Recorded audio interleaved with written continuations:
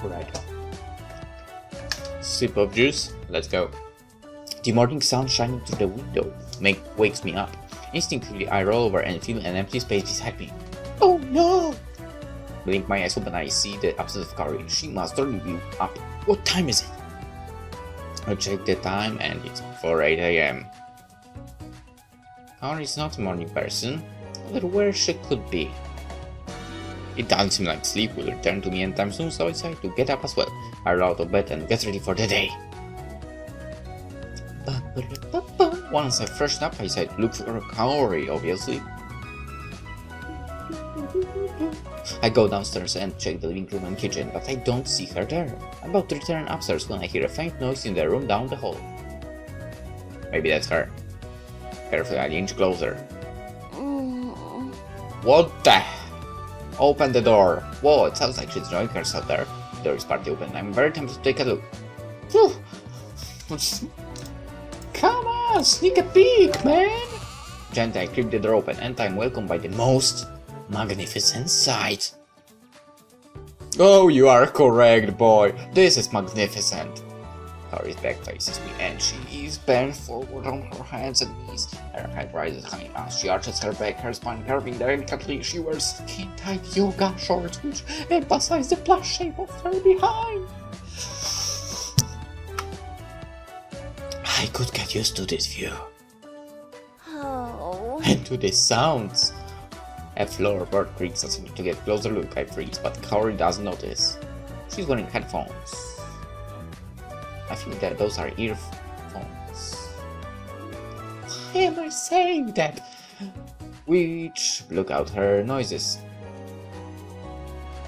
Damn! Her back curves upwards in a stretch, and she lets out another moan. I get the feeling I really shouldn't be watching this, and I definitely shouldn't be watching her in secret. Good morning, sweetie Swooty and smacked booty. Okay, that no. Alright, I'm not that kind of person. Leave before she notices. No! Good morning. Hey, Kaori. Okay, she didn't hear me.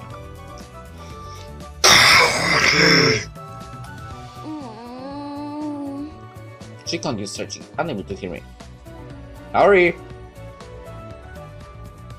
And you know, this went on for an hour until finally she pauses and turns to look at me.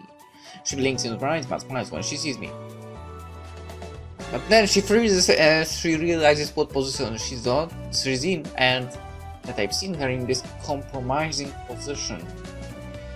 I wonder if she would realize I've heard the sounds. Anyway, she scrambles to her feet, her face flushed red from both exterior surprise and embarrassment as she rips her headphones off. Those were earphones! How long have you been standing there?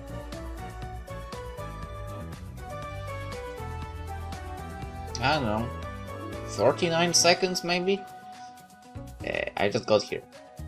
Kaori tugs on her shorts, which still the knife will reveal a lot of skin. She gives me a glare of death and crosses her arms. Hey! Why were you spying on me like some sort of creep? No, I wasn't. Would I really go out of my way to get your attention if I was being a creep? She's about to retort but stops as she moves over my words. Her face softens but her arms are still crossed. Still what? An awkward silence falls, but at least she no longer looks a step away from stabbing me. What do you need? Huh? Well, you were looking for me, and now you found me. But is this a bad day? Is this a bad day? No, it wasn't anything specific. She doesn't respond. Yoga. Yeah, yoga. She's still a bit snippy. Maybe I should do something to smooth things over. I'll yoga too! As you were. Alright, whatever, sure. May I join you? Kaori blinks in surprise. Are you being serious? Why would I not be serious? I know it. Yeah, my girlfriend is always saying me. I have to get more into fitness stuff anyway. Now's a good time as any to start. Kaori gives me a strange look, but is inevitably won over by my enthusiasm. Hey. It's not like I have a second motive. Okay, grab that extra mat over there. We'll go over the basics first. Oh boy, I'm afraid already. Yes, madam. I do as she instructs. She shows me some basic poses, which I thoroughly enjoy observing, but don't enjoy doing so much. Watching Kaori bend into downward facing dog is especially glorious, and it takes some strong willpower not to just grab her. My muscles are tight as she helps me do the poses, but the more we flow through a vinyasa, the more limber I feel. By the time we're done, I'm the one helping Kaori with her stretches instead of the other way around. That wasn't so bad.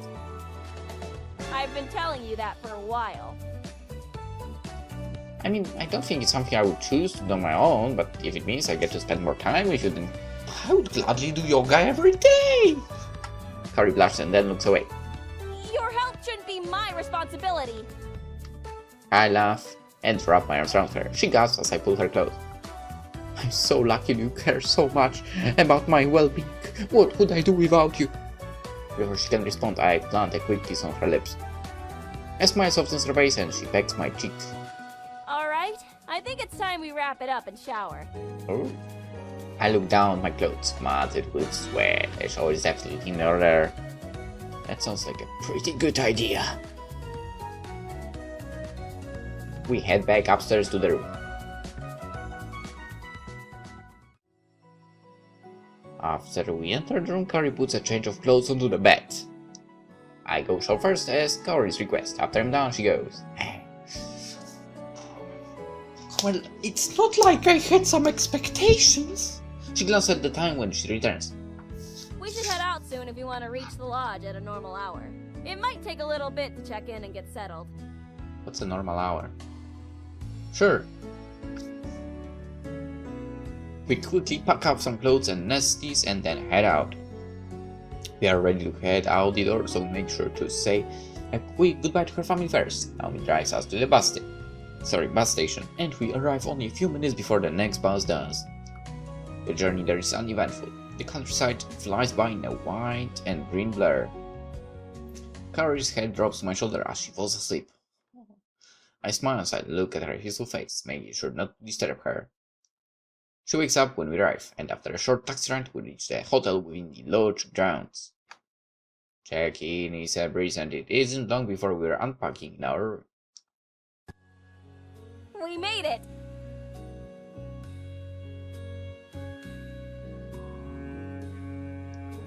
Yep.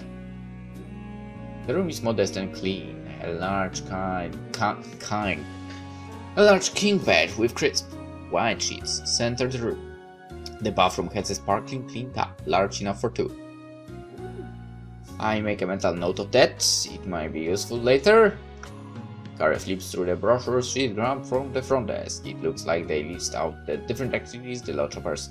There are the usual winter sports, an ice sculpture garden, a winter market, and glass igloos, which can be rented for the night. Cool. This looks interesting. Ooh, and this too. Ooh, and this too. I had to do this. She points to a few different things, ticking check marks as she goes. I smile and flop onto the bed. Kaori seems to be enjoying herself by choosing our activities. All I care about is spending time with her, so I'm happy to let her choose. After she's planned out the entire trip, we decide to just relax in the hotel room. I say to make use of the big jacuzzi too, and love every minute of it. We flip through the TV and watch the local channels until our stomachs growl. Neither one of us really feels like moving, so we decide to treat ourselves to room service instead. We both choose the chef special for the night, which is freshly grilled fish. Apparently they also offer ice fishing on the grounds, so they mean it's when they say fresh. As expected, the food is amazing, and we devour it all. A white yawn escapes Kaori's mouth. Are you tired? I think I am.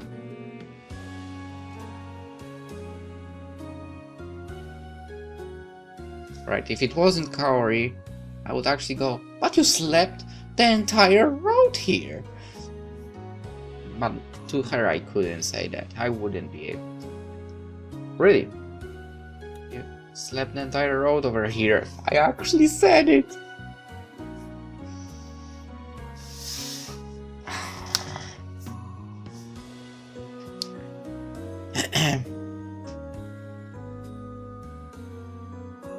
I can't. She slips into bed and hugs the pillow. I was awake really early this morning. So was I. It'll be good to have an early night. We've got a lot planned for tomorrow. To the bed. Her eyes are closed as she talks, and I grin. The poor girl really is tired. Well, at least change your clothes. Okay. Must really ready to move, she drags herself off of the bed. She quickly changes and gets ready, then crawls right back into the bed. By the time I've gotten ready too, she's fast asleep. I slip into the bed next to her and cuddle her into me. In her sleep, she seeks me out, hugging close. There's a smile on my face as I slowly drift to sleep.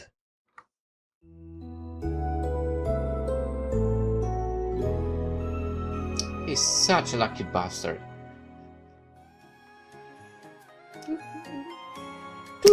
We wake up bright and early at the hotel and order room service for breakfast. Afterwards, we put on our hats and jackets and start our day. So, what are the plans for today? It's not like I don't know. Kaori unfolds a small map she must have gotten from the front desk yesterday. The ice sculpture garden is not too far from here. Maybe we can check that out. Let's go! Sounds good to me. Damn, but it's crazy. I freaking knew what he would say.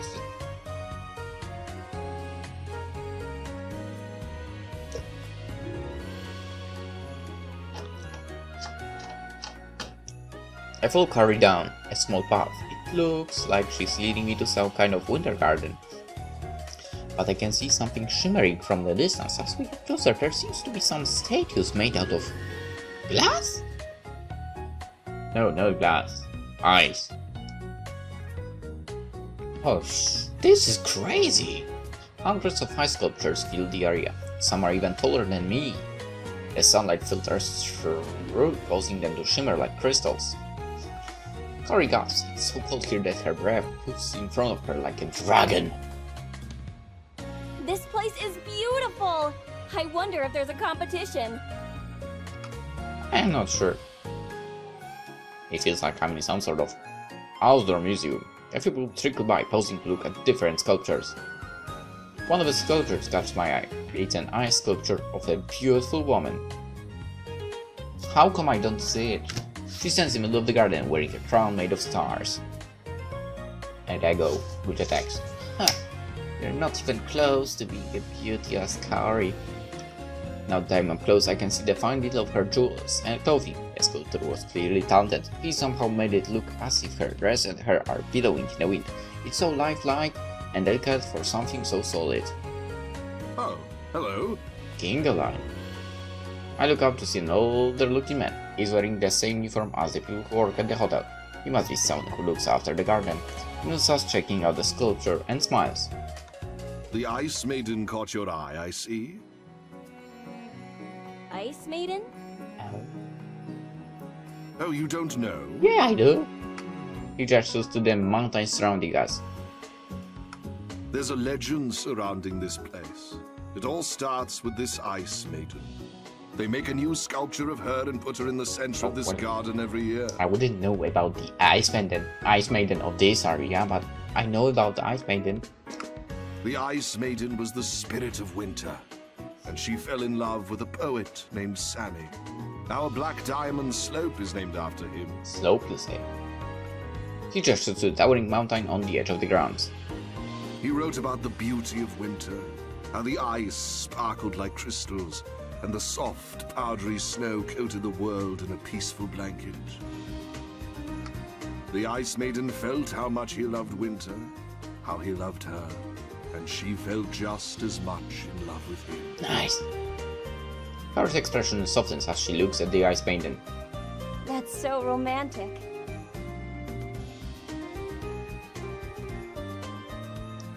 He nods. Well, she came down from the skies and tried to live here on Earth with him, but that ended up causing a never-ending winter. Wait, what kind of winter for? Because his feet was like -5 at... Okay, not sure if I should say maximum or minimum. But if the temperature drops the lowest to the -5 Celsius, and let's say, or you know, if the temperature is between -5 and -2 Celsius, then I would say it's pretty nice winter.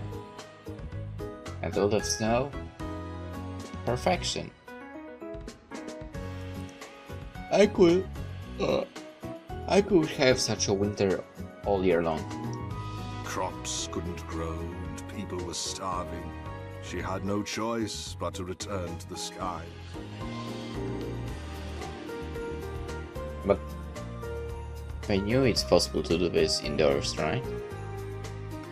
Sammy hated being torn away from his love, and he tried to build a ladder to the heavens, but mortals aren't allowed in the heavens, and he never made it. Mortals aren't allowed to the heavens, you say? Well then, how about we try to get there anyway? The year he died, the world was plunged into a deep freeze as blizzards stormed from her grief. Finally, the king of the heavens took pity on her. He placed the soul of Sammy within the mountain, whose tip touches the sky, so the two of them can be together forever. I'm gonna cry! True love always prevails, that's kind of a bummer. What's the point of the story? Well, I'm glad the two of them were able to be together. True love always finds a way. I smile at Kaori, who blushes. The man chuckles. Haha. That's right. He stretches and gives a nod. Well, there's plenty more to see around here, so I hope you enjoy the rest of the garden. We thank him as he walks away. Let's go look at the rest of the ice sculptures. Sure. We continue our way through the rest of the garden. We're able to see a few cool sculptures in the back. Someone carved an entire castle. I'm impressed by how its detail looks like it was painstakingly crafted. The sun rays shimmer through the towers and make it look as if it's lit from within. We pass a sculpture of a taiga with bird fangs, a massive tree with low-hanging branches, and even a dragon. By the time we're done, the sun is starting to sink in the sky. Kaori's cheeks are pink from the cold and her breath puffs in front of her face, but her eyes are wide with wonder. That was really beautiful, wasn't it? I know, a lot of them looked like they were magical. Which one was your favorite? The Ice Maiden. Really? She grows defensive. Yeah, really? Why are you so surprised? You're a secret romantic. It was a nice story, okay? She looks away, her face becoming even redder. Well, which one was your favorite? Do you want to know? The giant castle, nah. The regal dragon, nah. The cool saber-toothed tiger. Ah. No, I'm also a secret romantic. Yeah, I like the Ice Maiden too. Really? Well, obviously. Yeah, I like the story behind the ice sculpture. Kaori grins broadly. So did I. She glanced at the darkening sky. This was fun, but we should head back now. Wait, we spent the entire day there? Sure, if that's what you want. Yeah, I think that's a good idea. We want to make it back before it gets too dark. Why?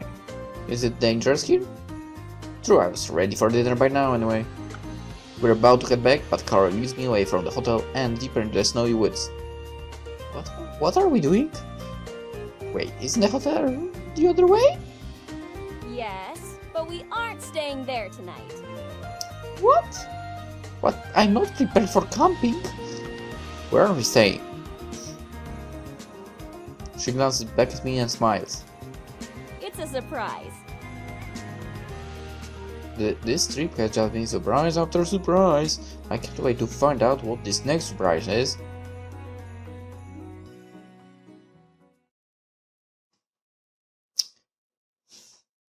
It's only a short walk before we come across an icy igloo. Yes! What was mentioned before. The round dome is a series of mirrored panels reflecting sparkles of the waning sun. Snow covers the extended hall, leading up to a solid door. Kaori slips a key out her pocket and opens the door. Following her inside, I'm greeted by a rush of warmth. The igloo is crazy, the perfect space for two. Plush cushions rest on top of a sleek love seat, and a large bed is centered within the room. There's a dining table with 2 piping hot meals set up. The fragrant aroma of roasted meat makes my stomach rumble. Holy shit, this looks so good! I'd totally live in that place. Though I'd prefer the whole area to be a little elevated, so no one walking around would be able to sneak a peek inside. But damn! And also because it's not in the city, you actually can see the sky nice and clear. It's like perfect place. Okay, what takes my breath away is the view. I feel like I'm standing in the middle of a snowfield. The trees sway around us, their branches waving hello. Lingering snowflakes flutter in a frenzied dance, melting as it kisses the glass.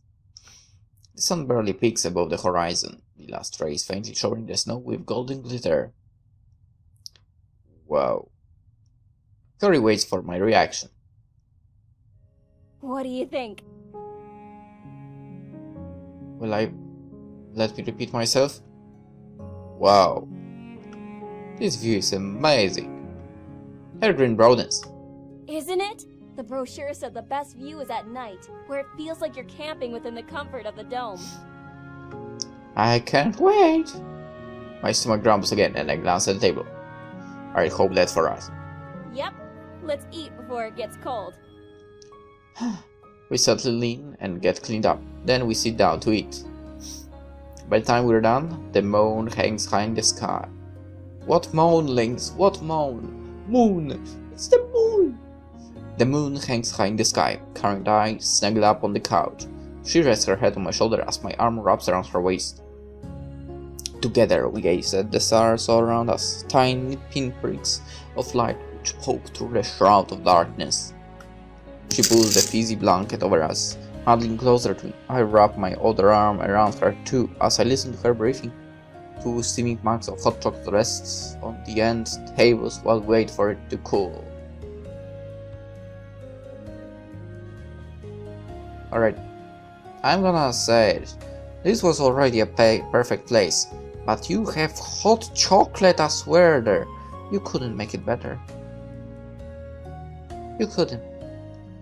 Soft candlelight wafts the room in a warm glow. It has enough light for us to see, but not enough to obstruct the view of the sky. It's beautiful. Kaori nuts. Thanks for being here. The whole trip so far has been perfect. I catch the smile on her lips before she buries her face against me, squeezing me in a hug. I wanted to do something special. There, she's so precious. Just being you is special.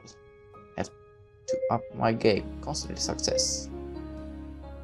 Alright, let's go. Yes, I'll be like that. I rest my head on top of hers, enjoying her within my embrace. Just being able to spend the time with you is all I need to be happy. I feel the heat rise to Kaori's face as she continues to lean against me. She looks up at me and I give her a soft kiss. Honestly, I'm a bit surprised. She looks back at me, genuinely curious. Why? I didn't think you were into the romantic stuff. She narrows her eyes and sits a bit straighter. What makes you think I'm not? I laugh. You just don't seem like the type who'd care about that stuff. I think I should shut up. She looks like she's about to protest.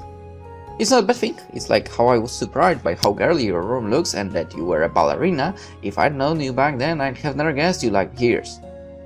Kaori pauses and sighs. It wasn't until I was in high school that I decided to seriously look at piloting. Ready. So what got you into it? I'd always liked it, actually. Even when I was dancing ballet and playing dress-up. You played dress-up. She glares at me. I have no problem with that. We can keep playing dress-up. Never mind. Hey, I have no problem with that. Not that there's anything wrong with that. I hastily respond. It's kind of cute, actually. Her face turns pink as she looks away. Oh, well, yeah, I did. Anyway, even though I liked piloting in gears, I never really pursued it because I didn't think that was something that girls were supposed to like. And I watched my sisters and my friends who all loved dresses and makeup and all the traditional girly stuff. And I figured that's what I needed to love too. That's not true. So I wore the cute dresses and I danced ballet because that's what girls are supposed to do. Hey. There is no manual that says girls are supposed to like cute dresses and to dance ballet. Okay? End of statement. Did you even enjoy any of those things? Well, I mean, yeah. I wouldn't have done it if I hated it. She stumbles over her answer, refusing to make eye contact with me. Her face is as red as a tomato. I can't hold back my smile. She's just too cute! If you liked it, then why did you stop? She hesitates. I had an epiphany at the end of middle school. Huh? That timeline sounds familiar. I think back to when Kaori and May's friendship had been strained. It had started right around the end of middle school, when Kaori found out Ryota wasn't interested in her. Because of that guy. She nods reluctantly. After that happened, I learned a lot of different things. And one of the things I realized was that there's no rule on what girls are supposed to do. I didn't hate all that girly stuff, but it never quite felt like it was me either. So, I decided to start doing what I wanted to do and be who I wanted to be. Piloting was a lot easier to transition into than I thought it'd be. It helped me focus on myself. When I'm in Aura, there's just the battle. I think about what she says and I understand. When I'm in Eagle... Damn, I wish I could freaking name my gear myself as well here. I feel safe and powerful. I can take the words. After all, I'm literally encased in armor. I get it, I feel the same way in Eagle. She nods. I started focusing more on fitness and health, so I could be a better pilot. Ballet actually helped me increase my flexibility and gave me the foundation I needed for conditioning. Alright, time to do some ballet, I guess. It sure did. I can picture her bending over as if yesterday, because it was... And as I grew stronger and more confident, I became less scared to speak my mind. How could anyone know what I was thinking if I didn't just say it? True. If only all girls could realize that. It seems pointless to not just tell the truth. Exactly! Her expression softens, and suddenly she seems strangely invulnerable. She wrings her hands together anxiously. But I know that a lot of times people don't like how blunt I am. Or they think I'm scary. Huh. Sometimes, I wonder if maybe I should have tried to be less outspoken. How about no? Her voice trails off and she looks wistfully back up at the sky. Don't think like that. She doesn't move. Kaori! At the sound of her name, she finally grants my gaze. Her eyes search my own as she waits to hear what I have to say. Tell her you love her. Remind her how we feel with a kiss. Forget about them.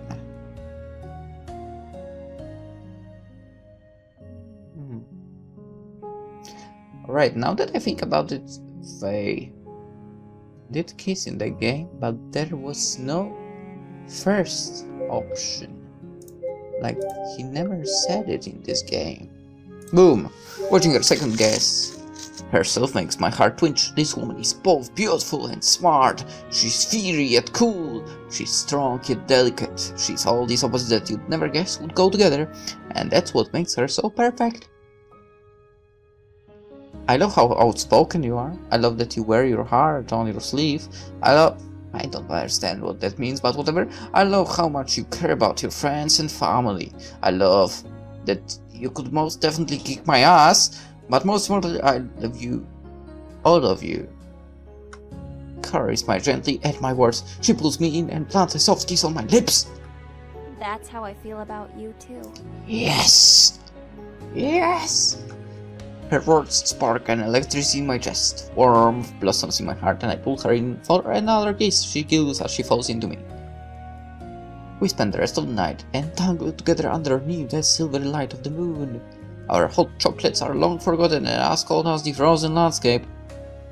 I never want this moment to end. Closing my eyes, I savor the feeling of blissful peace. With Kaori in my arms, I soon drift to sleep beneath the twinkling light of a million stars.